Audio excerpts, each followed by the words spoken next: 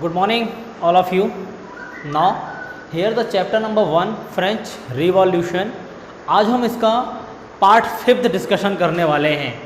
ठीक है, हम ये आज का जो वीडियो है ये पार्ट 5 बनेगा हमारा फ्रेंच रिवॉल्यूशन का.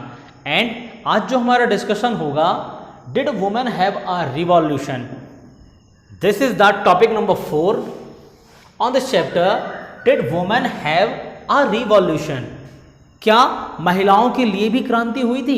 जो फ्रांस में रिवॉल्यूशन चल रहा था, हम इतना बड़ा टॉपिक पढ़ते आ रहे हैं फ्रेंच रिवॉल्यूशन, तो उस रिवॉल्यूशन में क्या महिलाएं इंक्लूड थी? क्या वो रिवॉल्यूशन महिलाओं के लिए था?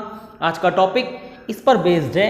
एंड जो हम इसमें नेक्स्ट पढ़ेंगे इसी चैप्टर में, इसी टॉपिक पे, some of the basic rights set forth in Olympe de Gouges declaration. Olympe de Gouges एक महिला थी फ्रांस के अंदर जिन्होंने महिलाओं के लिए एक रिवॉल्यूशन क्रिएट किया था, महिलाओं के अधिकारों को लेकर. ठीक है, उन्हीं चीज़ों के बारे में इस चैप्टर में हम डिस्कशन करने वाले हैं. Now in your chapter very first आपको एक इमेज दिख रही होगी. उस इमेज पे लिखा है कि Persian women on their way to Versailles. कि पर्सियन वुमेन जो हैं वर्साई की तरफ जा रही है. आपको ये इमेज मैं यहां पर दिखा रहा हूं. इस इमेज पर आप देखिए कि Persian women on their way to Versailles. And नीचे लिखा है कि this print is one of the many pictorial representation of the events of 5th of October 1789 when women marched to Versailles and brought the king back with them to Paris. ठीक है, तो यहां पर क्या था कि ये महिलाएं, बहुत सारी महिलाएं थी. 5 अक्टूबर 1789 के रिवॉल्यूशन के समय की एक तस्वीर है कि ये महिलाएं वर्साई की तरफ जा रही हैं, मार्च कर रही हैं. और क्यों जा रही हैं? वहां पर वो क्या लिखा है यहां पर कि to Versailles and brought the king back with them to Paris. और वहां के किंग को अपने साथ पेरिस वापस ले आई. Now the chapter first paragraph. From the very beginning women were active participant in the events which brought about so many important change in the French society. They hoped that their involvement would pressurize the revolutionary government to introduce measures to improve their lives. ठीक है, तो यहाँ पर क्या लिखा है? From the very beginning women were active participant in the event which brought about so many changes in the French society. के French society के अंदर बहुत सारे चेंजेस लाने में महिलाओं का, वहां की जो महिलाएं थी उनका काफी बड़ा योगदान था. ठीक है, और उन महिलाओं को क्या लगता था कि they hope that their involvement would pressurize the revolutionary government to introduce measure to improve their life. कि जो revolutionary government है, क्रांतिकारी जो सरकार थी, ठीक है, वो महिलाओं की इंप्रूवमेंट के लिए कुछ ना कुछ करेगी. उन महिलाओं को ऐसा लगता था. Now most women of the third state had to work for living. तीसरा स्टेट, फिर आया थर्ड स्टेट. ठीक है, वो 3 स्टेट जहां पर हमने पढ़े थे. ठीक है, ग्लेरी पढ़ा था हमने नोबेल्स पढ़ा था. एंड थर्ड स्टेट में हमने कॉमन मैन्स के बारे में पढ़ा था. तो तीसरे स्टेट की जो महिलाएं थी, बेसिकली बहुत सारी महिलाएं जो थी वो सिर्फ अपने लाइवलीहुड के लिए वर्क करती थी. ठीक है, जिस पर लिखा था कि दे वर्क एज सीम्सट्रेसेस और लॉन्ड्रीज, यानी सिलाई बुनाई का काम करती थी, कपड़ों की धुलाई का काम करती थी.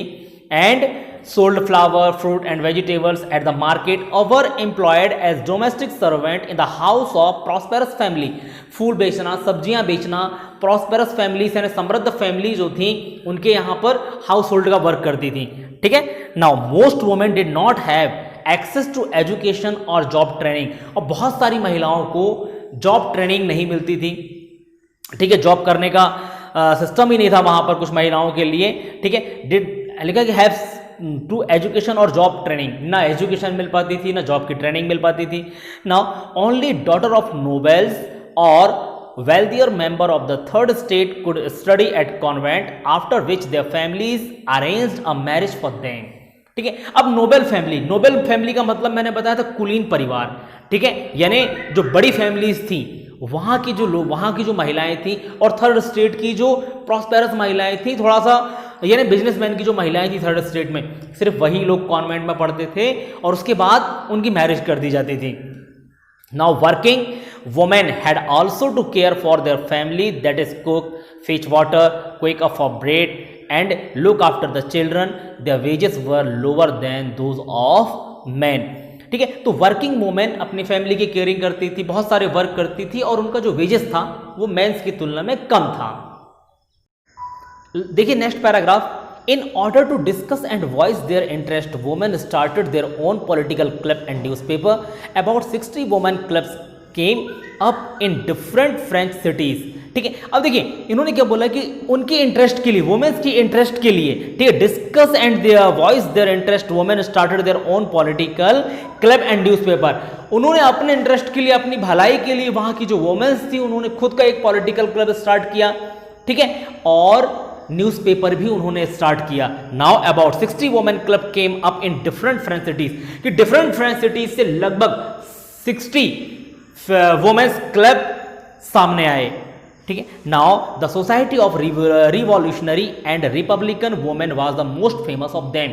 और दो क्लब जिनका नाम लिखा है यहां पर, इसको अंडरलाइन कर लेंगे आप.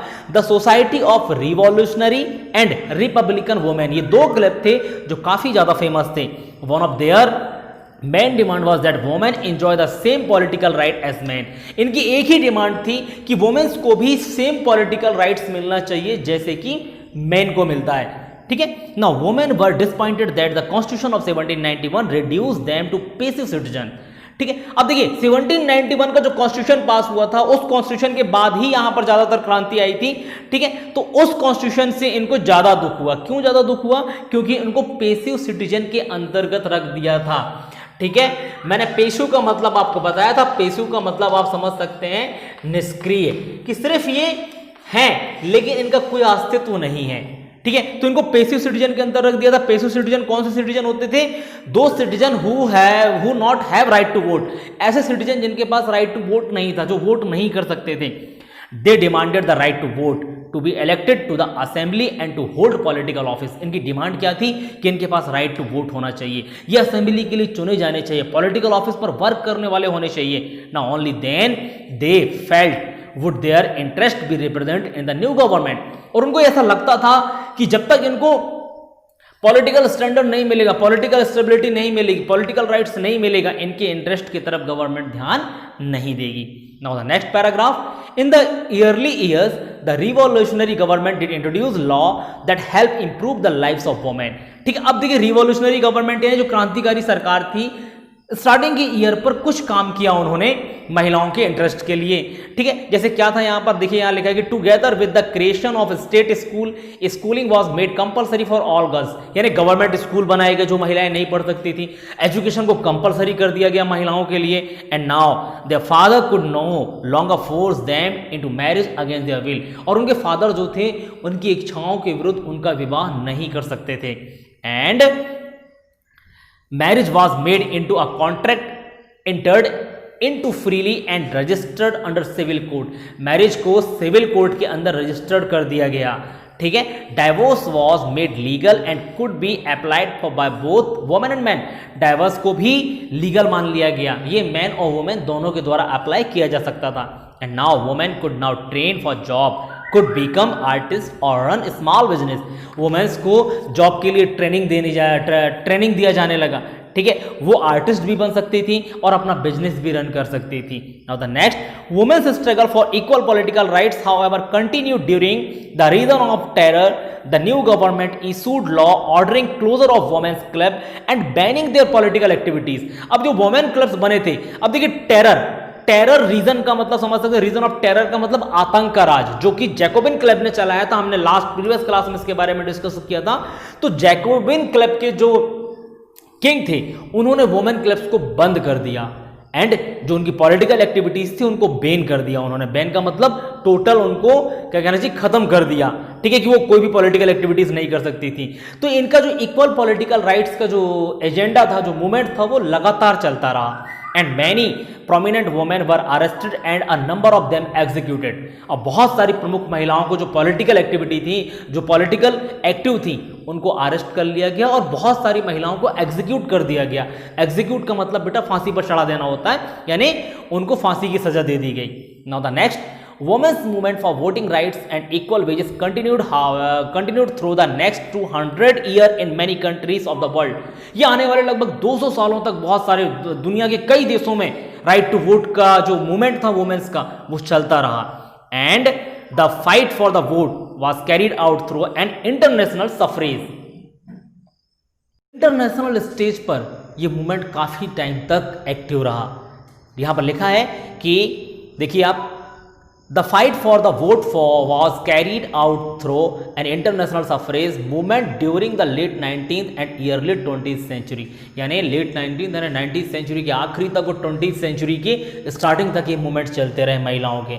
The example of the political activities of French women during the revolutionary year was kept alive as an inspiring memory.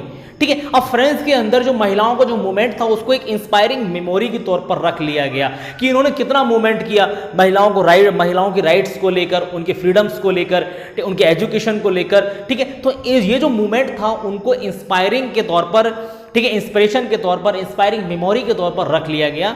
Now it was finally in 1946 that women in French won the right to vote. यानी finally हम देखें तो 1946 में, देखिए movements कब से चला आ रहा है, 1791 के आसपास से चला आ रहा है, और फाइनली 1946 में जाकर जो फ्रांस की महिलाएं थी उनको राइट टू वोट मिला। यानी यहां पर ये अपना मूवमेंट्स को, मतलब मूवमेंट में इन्होंने एक विनिंग जोन हासिल किया, यानी 1946 में जाकर इनको सफलता मिली। And now here another column of Olympe de Gouges. Olympe de Gouges एक महिला थी जो कि पॉलिटिकल एक्टिव थी, और इस महिला के बारे में यहां पर लिखा है कि the life of a revolutionary women Olympe de Gouges. मैं आपको यहां पर दिखा रहा हूं, ठीक है, कि ये छोटा सा नोट्स है कि ओलंपी द गेज के बारे में लिखा है। देखिए क्या लिखा है कि Olympe de Gouges was one of the most important of the politically active women in revolutionary France. Now she protested against the Constitution and the Declaration of Rights of Man and Citizen, as they excluded women from basic rights that each human being was entitled। यानी इन्होंने किस चीज के लिए, अपना कहना चाहिए किस चीज के लिए रिवॉल्यूशन क्रिएट किया था कि मेंस को जो राइट्स दिए थे, सिटीजन को जो राइट्स दिए थे, वो राइट्स वुमेन को नहीं दिए थे। Now in 1791 she wrote a declaration of rights of women and citizen which she addressed to the Queen and to the member of the National Assembly demanding that they act upon it। ठीक है, अब उन्होंने 1791 में एक अलग से declaration लिखा। वो हमने जो डिक्लेरेशन लिखा था वो मैन और सिटीजन के लिए था, इन्होंने वुमेन एंड सिटीजन के लिए लिखा। ठीक है, जहां पर अपने राइट्स, ठीक है, अपने फ्रीडम्स के बारे में उन्होंने इस डिक्लेरेशन में लिखा, और क्यों जो क्वीन थी वहां की, वहां पर और नेशनल असेंबली के लिए उन्होंने लेटर पोस्ट किया और बोला आप इस पर एक्शन लीजिए। Now in 1793 Olympie the Gauge criticized the Jacobin government for forcibly closing down women's club, and 1793 में जैकोबिन क्लब के खिलाफ, यानी जैकोबिन क्लब उस समय सत्ता पर था, गवर्नमेंट में था, और उसके खिलाफ इन्होंने मोर्चा खोल दिया। ठीक है, कि जब उन्होंने वुमेन्स क्लब बंद किया तो उन्होंने जैकोबिन क्लब की आलोचनाएं करना स्टार्ट कर दी। And she was tried by national convention and which charge her with treason. Soon after this she was executed, और इनके ऊपर बाद में ट्रेजन यानी देशद्रोह का चार्ज लगाया गया और उनको एग्जीक्यूट कर दिया गया, फांसी पर चढ़ा दिया गया। और आपको नेक्स्ट चैप्टर में, नेक्स्ट पार्ट में इसमें दिख जाएगा आपको अगले पेज पे, some of the basic rights set forth Olympe de Gouges of declaration, कि उन्होंने क्या राइट्स को सेट किया था। ठीक है, जैसे लिखा है कि आप देखें यहां पर क्लियर मेंशन हो रहा होगा, women is born free and remain equal to man in right, कि वुमेन भी एक फ्री है। ठीक है, ये फ्री बॉर्न होती है, बॉर्न से ही स्वतंत्र है, और इक्वल राइट्स मिलना चाहिए मैन के जैसे। The goal of all political association is the preservation of the natural rights of women and man, कि मैन और वुमेन के नेचुरल राइट्स को प्रिजर्व करने वाला होना चाहिए कोई भी government. These rights are liberty, property, security and above all resistance to oppression। यानी ये क्या क्या राइट्स हैं? लिबर्टी स्वतंत्रता, प्रॉपर्टी संपत्ति, सिक्योरिटी सुरक्षा, एंड above all resistance, और जो रोकते हैं, ठीक है, रोक टोक यानी शोषण जो होता है उनका, उसके विरुद्ध इनको अधिकार मिलने चाहिए। The source of all sovereignty reside in the nation which is nothing but the union of women and men। ठीक है, अभी इन्होंने क्या बोला कि सोवर्निटी यानी संप्रभुता का जो सोर्स है वो नेशन में रहता है, और which is nothing but the union of women and man, जो कि मैन और वुमेन की यूनियन के बिना कुछ नहीं है। तो ये कुछ राइट्स यहाँ पर हैं, और नीचे वाले चैप्टर पे आप देखेंगे कि यहाँ पर क्यों वुमेन्स क्लब को बंद किया गया था उसके बारे में कुछ लिखा हुआ है। In 1793 the Jacobin politician Chaumette sought to justify the closure of women's club on the following ground. इस ग्राउंड के बारे में बताऊंगा कि किन किन चीजों के लिए इस अधिकार को बंद। 1793 में जो जैकोबिन पॉलिटिशियन थे शोमेत, उन्होंने क्या बोला वुमेन्स के बारे में, ठीक है। सुनने में आज के जमाने में यदि हम सुने तो थोड़ा सा, ठीक है, उस हिसाब से यदि हम देखें, आज की कंडीशन के अकॉर्डिंग देखें तो इनका ये मानना बिल्कुल गलत था। लेकिन उस समय 1793 में इन्होंने एक तथ्य दिया। क्या लिखा है यहां पर, लिखिए, देखिए आपको क्लियर मेंशन हो रहा होगा। यहां पर लिखा है इन्होंने कि has nature interested domestic duties to man, has she given us breath to nurture babies. देखिए अब क्या बोला इन्होंने कि has nature interested domestic duties to man, क्या नेचर ने, क्या प्रकृति ने घरेलू काम के लिए हमको चुना है, यानी मैन को चुना है। Now has she given us breast, या क्या हमको उन्होंने ब्रेस्ट दिए हैं। ब्रेस्ट का मतलब बेटा यहां पर क्या बोल सकते हो आप, ब्रेस्ट टू नर्चर बेबीज, कि जिससे बेबी को हम दूध पिला सके। नाउ नहीं, इन्होंने बोला no, she said to man, उन्होंने मैन से क्या कहा कि be a man, hunting, agriculture, political duties, that is your kingdom. Man के बारे में क्या कहा उन्होंने कि हमको मैन बनाया, क्यों बनाया है, ताकि हम हंटिंग करें, एग्रीकल्चर करें, पॉलिटिकल ड्यूटीज करें हमारे किंगडम्स के लिए। Now she said to women, और वुमेन से क्या कहा नेचर ने, be a woman, the things of the household, the sweet duties of motherhood, those are your task. उन्होंने ये बोला कि नेचर ने मदर क्यों बनाया, वुमेन्स क्यों बनाया, कि उन्होंने बोले हाउस होल्ड का वर्क करें, हाउस का वर्क करें, ठीक है। स्वीट ड्यूटीज ऑफ मदरहुड, कि मदरहुड यानी मातृत्व की ड्यूटी निभाएं, and those are your task, ये महिलाओं के टास्क हैं। And now shameless are those women who wish to become men, कि उन महिलाओं को शेमलेस कहा उन्होंने, निर्लज्ज कहा उन्होंने, जो कि एक मैन की तरह बनना चाहती हैं। Have not duties been fairly distributed, ठीक है। उन्होंने बोला कि नेचर ने सबको सबकी ड्यूटी डिस्ट्रीब्यूट की है। ये 1793 की बात थी, जो कि जैकोबिन पॉलिटिशियन चौमेथ ने कही थी। लेकिन हम आज की कंडीशन पर देखें तो आज क्या है हमारे पास, आज इक्वल राइट्स है हमारे पास, ह्यूमन राइट्स है, कि every person are equal before the law, सबके पास इक्वल अपॉर्चुनिटीज हैं, ठीक है। सभी गवर्नमेंट में पार्टिसिपेट करते हैं, सभी के पास देखिए महिलाओं के पास भी रिजर्वेशन है। तो आज की महिलाएं उस समय की महिलाओं से बिल्कुल अलग थी, ठीक है। और आज के अकॉर्डिंग हम देखें तो चौमेथ का ये जो स्टेटमेंट था वो बिल्कुल गलत था, ठीक है। तो आज का हमारा टॉपिक यहां पर कंप्लीट होता है। जो नेक्स्ट हम पढ़ेंगे द एबोलिशन ऑफ स्लेवरी, इसमें 5वें नंबर का पार्ट होगा इसका, ठीक है। और 6वें नंबर पर है the revolution and everyday life. इसके बाद ये चैप्टर आपका क्लोज होगा, फिर हम इसके एक्सरसाइज करेंगे। चलिए, थैंक यू सो